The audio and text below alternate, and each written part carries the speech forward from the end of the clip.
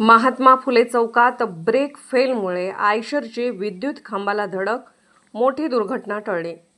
मिरज शहरातील महात्मा फुले चौक परिसरात bus stand येथून शास्त्री चौकाकडे जात असताना कास्टिंग माल वाहतूक करणाऱ्या आयशर वाहनाचा अचानक ब्रेक फेल झाला।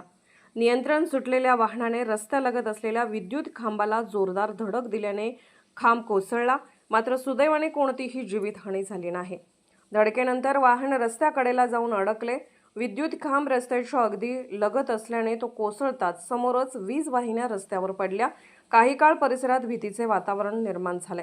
स्थानिक नागरिकांनी तात्काळ महावितरण अधिकाऱ्यांना कळवून विद्युत पुरवठा बंद करण्याची मागणी केली। अपघातानंतर वीज पुरवठा तातडीने खंडित करण्यात आल्याने मोठी दुर्घटना टळली।